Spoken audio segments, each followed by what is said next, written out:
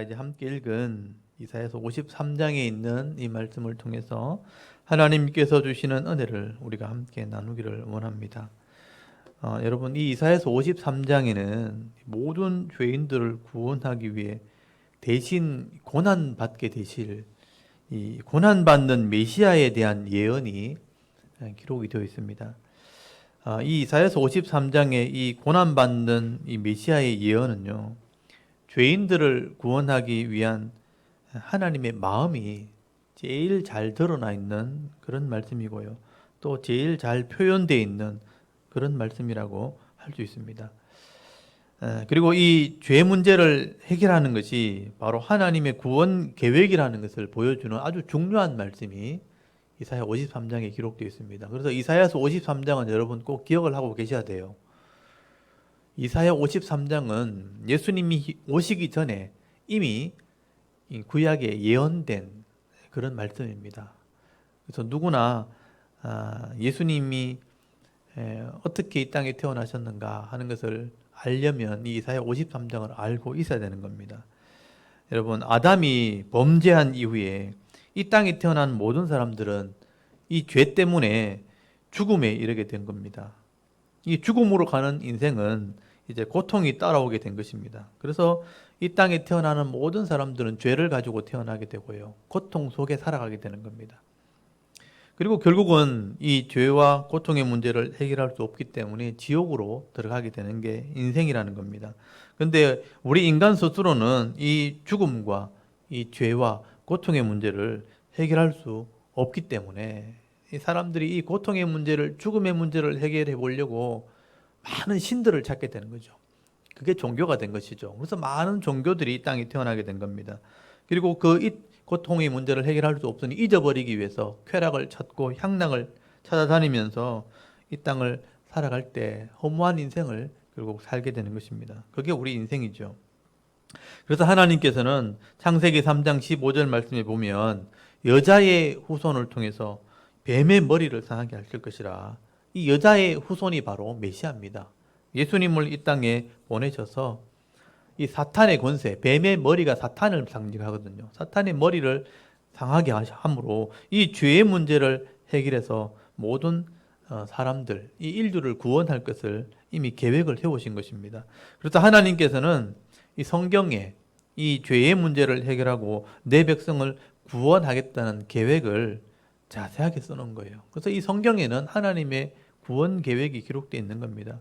그래서 우리가 이 성경을 바로 알게 되면 하나님께서 결국 우리를 구원하시는 분이라는 것을 알게 되는 거예요. 사람 스스로도 죄 문제를 해결할 수 없고 어떤 종교로도 우리를 구원할 수 없어요. 그렇지만 하나님, 전능하신 하나님, 창조주 하나님만이 우리를 구원할 수 있는 겁니다. 그래서 성경에 보면 이 아담의 아들 셋의 후손을 통해서 하나님께서 노아를 나오게 하셨죠. 그래서 우리 예수님 족보를 외울 때 아담 10대 손이 노아잖아요. 그래서 이 노아의 아들을 통해서 셈이 나오고, 셈의 10대 손을 통해서 하나님이 아브람을 불러서 언약을 하게 되는 거죠. 아브람에게 내가 너를 통해서 하나님 나라를 이 땅에 이룰 것이다, 처음으로 언약을 하게 된 겁니다. 그래서 아브라함의 아들을 통해서 이삭이 나오고 야곱이 나오고 야곱의 12아들이 나오면서 이스라엘 나라가 나오게 된 거죠. 여러분, 야곱의 12아들이 12지파가 됐고 이스라엘 백성이 된 거죠. 이스라엘 나라가 된 것입니다. 그래서 하나님께서 이 이스라엘을 통해서 하나님과 언약을 하게 된 거죠. 그래서 이스라엘을 구원함을 통해서 메시아가 나오게 한 겁니다. 그래서 이스라엘의 역사가 그래서 중요한 거예요. 성경에 그것을 기록해 놓은 겁니다. 그래서 이스라엘을 통해서 구원받는 것을 이제 알게 하기 위해서 죄를 상징하는 애굽에 이스라엘을 집어넣죠. 그래서 애굽에서 끄집어내는 게 출애굽입니다. 죄에서 건져서 홍해를 가르고 나와서 시내산에서 하나님 말씀으로 언약함을 통해서 하나님 나라를 상징하는 가나안 땅을 그들에게 주시는 겁니다. 그래서 하나님이 가나안 땅을 그들에게 주셔서 그 땅을 차지하게 하면서 너희들이 하나님 백성이 되었으니 이제 이방 나라를 다 하나님 백성 되게 하는 사명을 감당해라, 제사장 사명을 그들에게 준 겁니다. 근데 이스라엘 백성들이 자기들만 구원받고 이스라엘 사람들이 다른 나라 사람들을 구원하지 않은 거예요. 우리만 구원받았고 저 사람들은 다 심판받아 죽으라는 거예요. 그러니까 우리가 구원받았으니까 우리만 자랑하고 자기들은 이방인들을 다 심판하도록 내버려 둔다는 거예요. 그러니까 자랑거리만 삼은 거죠. 그래서 이 제사장의 사명을 감당하지 않았기 때문에 하나님께서는 역사 속에 이스라엘을 망하게 하신 거예요. 그래서 바벨론에 포로되어 잡혀가게 하시고 그 바벨론 포로 가서 다시 깨닫게 하셔서 너희들이 이 제사장 사명을 감당해야 되는 것이다. 너희를 통해서 메시아가 나와야 되는 거다. 그래서 이 바벨론에서 돌아오게 하신 것입니다. 그래서 바벨론 포로 시절에 돌아왔을 때 이 성경을 기록했던 이 에스라서를 읽어보면요. 이 다윗의 후손을 통해서 이 스룹바벨이라는 왕이 나오게 되고 이 스룹바벨을 통해서 다시 성전을 짓게 하고 이 스룹바벨의 후손을 통해서 예수님이 태어나게 하신 거죠. 그래서 이 이스라엘 나라를 통해서 결국 메시아가 오게 하는 사명을 감당하게 하신 것입니다. 그래서 우리 족보를 보면 여고냐, 스알디엘, 스룹바벨 그 다음에 예수님이 태어나시게 된 거죠. 스룹바벨의 아들을 통해서 예수님이 태어나시게 된 것입니다. 그래서 이 예수님이 오셔서 하나님의 구원 계획대로 온 인류를 구원하는 이 메시아 사역을 감당하게 하신 것입니다. 그래서 하나님께서는 이렇게 구원 계획을 세우셔서 이 메시아를 통해서 이 땅을 구원할 것을 말씀하셨고 그것을 성경에 기록한 것입니다. 그래서 오늘 본문에 보시면 이 하나님이 계획하신 메시아가 어떤 모습으로 이 땅에 오게 될 것인가, 또 어떻게 사역하게 될 것인가, 이 하나님의 구원 계획을 미리 기록을 해놓은 거죠. 그게 예언의 말씀입니다. 그러니까 예수님이 오시기 전에 500년 전에 벌써 이사야 선지자를 통해서 지금 53장, 이사야 53장에 이것을 기록해 놓은 겁니다. 여러분 거기 53장 2절을 한번 보십시오. 여기 보시면 메시아가 오시면 이제 예수님이죠. 예수님이 오시면 이런 모습으로 오시게 될 것이라고 기록을 하고 있습니다. 거기 예수님 모습을 보면 53장 2절 한번 보십시오. 그는 주 앞에서 자라기를 연한 순 같고 마른 땅에 나온 뿌리 같아서 고운 모양도 없고 풍채도 없은즉 우리가 보기에 흠모할 만한 아름다운 것이 없도다. 그렇게 예언을 해놓았죠. 예수님의 모습이 화려하지 않다는 거예요. 마치 여기 보면 연한 순이 뭐냐 하면 이제 새싹처럼 올라오는 가지, 그죠? 아주 연약한 그런 가지. 그리고 마른 땅에서 나오는 뿌리 같다. 척박한 땅에 나오는 뿌리같이 연약한 모습으로 이 땅에 나와서 그 모양이 곱지도 않고 풍채도 없다. 사람들이 흠모할 만한 아름다운 모습이 전혀 없다. 이 겉모습만 봤을 때 저분이 진짜 메시아인가 할 정도로 초라하게 아주 연약한 모습으로 이 땅에 오시게 될 것을 말씀하게 되는 거예요. 그래서 실제로 예수님이 이 땅에 태어나실 때 보면요, 로마의 황제나 또 이스라엘의 어떤 종교 지도자처럼 화려하게 그렇게 오시지 않는 거예요. 아주 초라하고 연약한 모습으로 이 땅에 태어나는 겁니다. 그래서 예수님이 처음에 이 땅에 오셨을 때는 아무도 몰랐다는 거예요. 베들레헴 땅에 그 한 여관의 말 구유에서 태어났을 때 그분이 메시아라는 사실을 아무도 몰랐다는 거죠. 정말 초라하고 가난한 자의 모습으로 이 땅에 태어난 것이죠. 그래서 누가복음에 보면 예수님의 탄생하는 모습을 기록해 놓았죠. 로마 황제가 이 백성의 숫자를 세고 호적을 할 때 예수님이 나사렛에 살다가 자기 고향 베들레헴으로 돌아갔을 때 사람들이 너무 많아서 여관도 찾지 못할 때 마리아가 예수님을 출산하는 것을 보게 됩니다. 그러니까 방도 제대로 얻지 못해서 짐승들이 있는, 짐승들, 소와 양이 있는 그 우리에 짐승들의 밥통, 그걸 구유에 그러죠. 구유에 아기가 태어난 것을 보게 되는 겁니다. 그리고 나사렛 예수가 요셉이라는 가난한 이 목수의 집안에서 자라게 된 것이죠. 그리고 나중에 성장해서는 갈릴리 호수에 있는 어부들과 함께 다니시면서 하나님 말씀을 전하게 됩니다. 거기서 세리와 창녀와 죄인들과 함께 먹고 마시면서 하나님을 말씀을 전하게 되죠. 그래서 성경에는 이 예수님이 가난한 자와 세리와 창녀들의 친구라 그렇게 기록하는 것을 보게 됩니다. 이렇게 예수님은 초라하게 이 땅에 오셨고 가난한 모습으로 오셨고 연약한 모습으로 사역하는 예언이 되은 대로 그렇게 사역하신 거예요. 반대로 얘기하면 세상 사람들은 그렇지 않다는 거죠. 세상 사람들은 힘 있고 권세 있고 화려하고 영광스러운 그런 모습을 좋아한 겁니다. 왕을 따라가고 지도자를 따라가고 정치인을 따라가고 그렇게 화려한 것을 또 좋은 환경을 따라가는 것이 사람들이죠. 그런 사람들을 환영하고 환호하는 게 세상 사람들의 마음인 겁니다. 그런데 그런 곳에는 구원이 있는 게 아니죠. 거기에는 진정한 만족함이 있는 것도 아니라고 말씀을 하게 되는 겁니다. 그래서 이 메시아 사역은요, 세상에 힘 있는 자들과 이런 권세 있는 자들에게 고난을 받고 멸시를 받는 사역이 바로 메시아 사역이었다. 예수님의 사역이었다라고 말씀하는 겁니다. 그래서 오늘 53장 3절에 보시면요, 예수님이 이렇게 메시아로서 말씀을 가르칠 때 멸시를 받았다고 되어 있어요. 그럼 3절 보면 예언에 그렇게 되어 있죠. 그는, 이 메시아는 이 멸시를 받아 사람들에게 버림을 받았으며 간고를 많이 겪었으며 질고를 아는 자라. 마치 사람들이 그에게서 얼굴을 가린 것 같이 멸시를 당하였고 우리도 그를 귀히 여기지 아니하였도다. 이렇게 말씀을 합니다. 여러분, 예수님께서는요, 이런 죄인들을 위해 대신 버림을 받으시고 또 고난을 받으셨지만 세상 사람들은요, 예수님이 당하는 이런 고난을 보면서 자기 죄 때문에 그렇게 되는 줄 알았다는 거예요. 예수님이 그렇게 고난 당하시고 나중에 멸시를 당하시면서 십자가에 나중에 죽게 됐잖아요. 근데 그런 모습을 보면서도 자기 죄 때문에 죽는 줄 알았다. 메시아인 줄 몰랐다. 그렇게 말하는 겁니다. 근데 여러분, 이게 바로 하나님의 구원 계획이었습니다. 예수님은 죄 없는 몸으로 이 땅에 오셔서 우리 죄를 대신 지시고 이 죄값을 지불하는 그런 사역을 하게 된 것입니다. 그래서 오늘 53장 5절 6절 한번 보십시오. 거기 보시면요, 우리 죄값을 지불하는 속량이었다. 값을 지불하는 사역이었다. 그래서 우리 대신 죄값을 지불했기 때문에 대신 찔리시고 대신 고난받으시고 대신 고통을 당하신 거예요. 이게 죄값을 지불하는 예수님의 사역입니다. 그래서 여러분, 유명한 말씀이죠. 53장 5절 보시면 그가 찔림은, 창에 찔린 거죠. 그가 찔림은 우리의 허물 때문이요 그가 상함은 우리의 죄악 때문이라. 그가 징계를 받음으로 우리가 평화를 누리고 그가 채찍에 맞음으로 우리는 나음을 받았도다.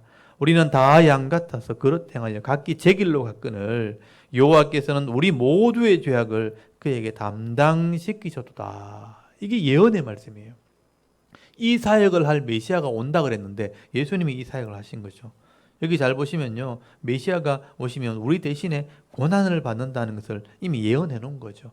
창에 찔리고 또 상하는 것은 우리의 허물과 죄악 때문에, 또 그가 징계를 받고 채찍에 맞는 것은 결국 우리의 평화를 위해서, 또 우리의 나음을 위해서, 우리를 치료하고 고치기 위해서 고난을 받았다고 말씀합니다. 그리고 중요한 것은요, 예수님이 이런 고난을 받으시면 하나님의 관점에서 볼 때 법적으로 우리를 용서하시기 위해서 죄값을 지불하는 거였어요. 그래서 우리 모두의 죄악을 그에게 담당시켜 줬다. 여러분, 여기 9절 끝에 한번 보십시오. 9절이 아니고 6절 끝입니다. 6절 끝에 보시면 여호와께서는 우리 모두의 죄악을 그에게 담당시키셨도다. 이게 굉장히 중요한 말씀이죠. 우리가 다 각기 제 길로 가고 또 우리가 양같이 그릇 행했는데 우리의 이 죄와 우리의 징벌 대신에 예수님이 그 죄를 담당하게 되었다. 이게 법적인 대속을 말하는 거죠. 우리가 받을 죄와 우리가 받을 죽음 대신해서 예수님이 그 죄악을 담당하셨다. 이것은 법적인 속죄, 법적인 죄값을 지불하는 것을 말하는 겁니다. 죄 없는 메시아가 우리 대신에 심판을 받으심으로 우리 죄를 그에게 담당시켰기 때문에 우리가 구원받게 된 거죠. 이게 하나님의 계획이었다는 거예요. 그리고 이게 예수님의 사명이었다는 겁니다. 그래서 예수님께서는요, 이 사명 감당하기 위해서 그 고난을 받으면서도 대신 고통을 당하면서도 변론하지 않았다는 거죠. 대적하지 않았다는 거예요. 그래서 이 예언이 되어 있죠. 여러분 7절 한번 보십시오. 그가 곤욕을 당하면서 괴로울 때 그 입을 열지 않았다고 되어 있잖아요. 마치 비유를 하면 도수장에 끌려가는 양처럼 털을 깎는 자 앞에 양털을 깎는 자 앞에 양이 잠잠한 것처럼 아무 변론도 하지 않았다. 자기 사명으로 감당했다는 겁니다. 이게 메시아 사명이죠. 그래서 하나님께서는 예수님께서 십자가에 죽게 하심으로 레위기 율법에 나오는 이 속죄 제물, 속건 제물로 우리를 예수님을 바쳤다. 그렇게 말씀을 합니다. 여러분 10절 한번 보십시오. 여호와께서 그에게 상함을 받게 하시기를 원하사 질고를 당하게 하셨은즉 그의 영혼을 속건 제물로 드리기에 이르면 그가 씨를 보게 되며 그의 날은 길 것이요 또 그의 손으로 여호와께서 기뻐하시는 뜻을 성취하리로다. 하나님의 뜻이 이루어진다는 거예요. 여기 속건 제물은 뭐냐면 레위기 율법에 보면 하나님의 물건에 범죄했을 때, 하나님 물건을 더럽혔을 때 속건 제물을 바쳐야 됩니다. 그럴 때 깨끗하게 용서받는 거예요. 우리가 하나님 백성이고 하나님 몸인데 우리가 죄를 지음으로 우리가 더럽혀진 거죠. 하나님 물건을 더럽힌 거죠. 그래서 우리가 예수님이 속건 제물이 되심으로 우리를 깨끗하게 하셨다. 우리 죄값을 지불하셨다. 그렇게 말씀하는 겁니다. 그래서 예수님께서는 더럽혀진 이 자기 백성들을 위해 속건 제물이 되심으로 모든 죄인들을 거룩한 백성으로 구별했다는 겁니다. 그리고 거기 12절 말씀해 보시면요. 이 메시아가 자기를 죽여서 많은 영혼들을 구원하셨고 또 그 죄인들을 위해서 기도했다. 그런 말씀이 나오죠. 이게 메시아 사역이죠. 12절 한번 보십시오. 그러므로 내가 그에게 존귀한 자와 함께 몫을 받게 하며 강한 자와 함께 탈취한 것을 나누게 하리니 이는 그가 자기 영혼을 벌어 사망에 이르게 하며 범죄자 중 하나로 헤아림을 받았음이니라. 그러나 그가 많은 사람의 죄를 담당하며 범죄자를 위하여 기도하였느니라. 여기 많은 사람의 죄를 담당했다. 대신 죽었다는 거죠. 그리고 그 범죄자를 위해서 기도하였다. 이게 메시아 사역을 예언한 거예요. 근데 예수님께서 이 사역을 감당하신 것이죠. 예수님께서는 이 땅에 죄 없는 몸으로 오셨지만 모든 사람의 죄값을 지불하기를 위해서 십자가에 죽으시기를 기뻐하신 거죠. 그 죄를 담당하시기를 기뻐하셨습니다. 그리고 그 죄인들을 위해서 기도했다. 실제로 예수님께서 십자가에 죽으시기 전에 백성들을 위해서 기도한 내용이 성경에 기록되어 있습니다. 그래서 마태복음 26장 24절에 보면 인자는 자기에게 대하여 기록된 대로 가거니와 인자를 파는 그 사람에게는 화가 있으리로다. 그래서 예수님이 하시는 가는 그 길을 나는 기록된 대로 간다. 하나님 말씀대로 내가 산다. 그 기록 예언된 대로 내가 이 고난의 길을 간다.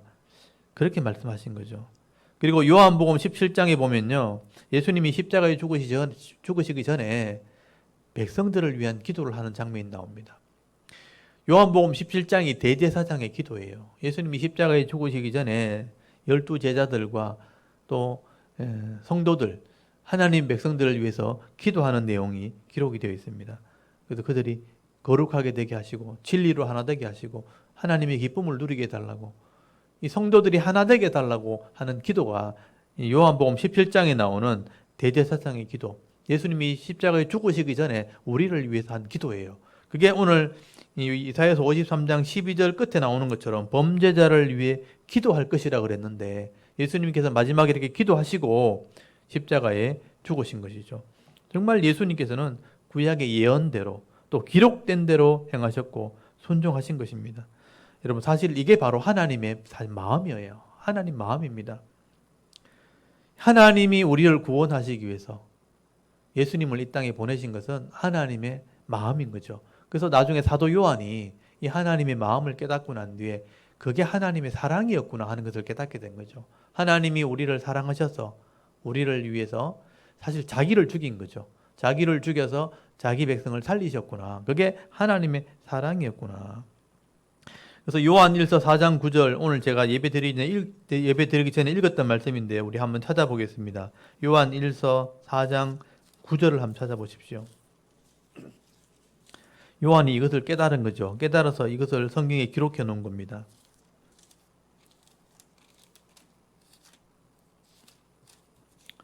요한일서 4장 9절 한번 찾아보십시오. 9절에서 11절까지를 같이 한번 읽어보도록 하겠습니다. 신약성경 392페이지 요한일서 4장 9절에서 11절까지 함께 읽습니다. 시작. 하나님의 사랑이 우리에게 이렇게 나타난 바 되었으니 하나님이 자기의 독생자를 세상에 보내심은 그로 말미암아 우리를 살리려 하심이라. 사랑은 여기 있으니 우리가 하나님을 사랑한 것이 아니요 하나님이 우리를 사랑하사 우리 죄를 속하기 위하여 화목제물로 그 아들을 보내셨습니다. 사랑하는 자들아, 하나님이 이같이 우리를 사랑하셨은즉 우리도 서로 사랑하는 것이 마땅하도다. 아멘. 이게 요한이, 사도요한, 예수님 제자였던 요한이 이걸 기록한 거예요. 이걸 깨달았기 때문에 기록한 거예요. 하나님이 사랑인데, 우리를 사랑하셨는데 하나님의 사랑이 어떻게 나타났는가? 예수님을 통해서 나타났다는 거죠.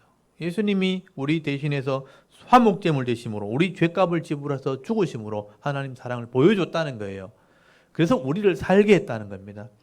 그 하나님 사랑을 우리가 안다면 우리가 사랑하는 게 마땅하지 않겠는가? 우리도 사랑해야 하는 게 맞다는 거죠.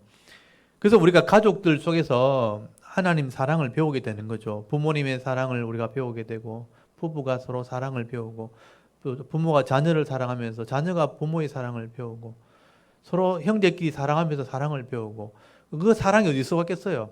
하나님 사랑입니다. 하나님이 우리를 사랑하셔서 이 땅에 태어나게 하시고 또 영혼을 구원하시고 서로 살아갈 수 있도록 복을 주신 거죠. 여러분, 하나님께서는 태초부터 이 죄인들을 살릴 계획을 세우셨고요.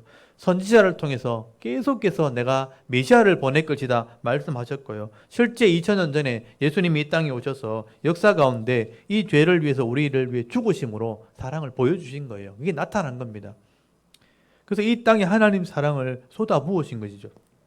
우리가 그 사랑 때문에 결국 하나님 앞에서 죄 없는 사람으로 인정을 받게 된 거예요. 예수 믿는 사람은 예수님이 죄값을 지불했으니 우리는 죄 없는 사람이 된 거예요. 그래서 구원받는 백성이 된 겁니다. 누구든지 이 예수 그리스도의 십자가를 믿는 사람들은요, 하나님 백성이 되는 것이고 하나님 나라에 들어갈 수 있는 자격을 얻게 된 겁니다. 그런데 문제는요, 하나님께서 이런 은혜와 사랑을 우리에게 보여주셨는데 그 하나님 사랑을 받은 우리가 어떻게 그걸 확인할 수 있겠는가? 어떻게 하나님 사랑 받은 사람이라는 것을 우리가 알 수 있겠는가? 그거는 우리 삶이 그걸 증거하는 거예요. 내가 진짜 하나님 사랑을 받은 사람이고 그 사랑을 아는 사람이라면 다른 사람을 사랑한다는 겁니다. 그 사랑이 없으니까 자기 욕심대로 사는 거죠. 자기만 위해 사는 거죠. 근데 하나님 사랑이 있는 사람들은 자기만 위해 사는 것이 아니고 하나님 사랑을 하면서 살아가는 거죠. 여러분, 성경의 핵심이 뭐예요? 하나님 사랑, 이웃 사랑이잖아요. 하나님 말씀을 안다 하면 하나님 사랑하면서 예배 드려야 되고, 하나님을 믿는다고 하면, 하나님 말씀을 믿는다고 하면 이웃을 사랑하는 삶을 살아야 되는 거예요. 근데 예배도 제대로 드리지 않고 옆에 있는 가족도 이웃도 사랑하지 않는다면 그 사람 하나님 있는 사람 아닌 거예요. 하나님 사랑하는 사람이 아닌 거죠.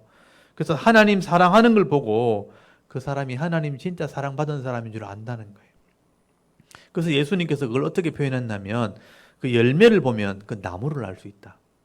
그 열매가 나오는 그 열매가 그 사람의 나무예요. 좋은 나무는 좋은 열매가 나오고 나쁜 나무에는 나쁜 열매가 나온다는 거예요. 그래서 열매를 보면 이 나무가 좋은지 나쁜지를 알 수 있다고 말씀하신 거죠. 여러분, 마태복음 7장 15절 한번 찾아보시겠어요? 우리 마지막으로 한번 찾아봅시다. 마태복음 7장을 한번 찾아보십시오. 마태복음 7장 15절에서 19절까지 말씀.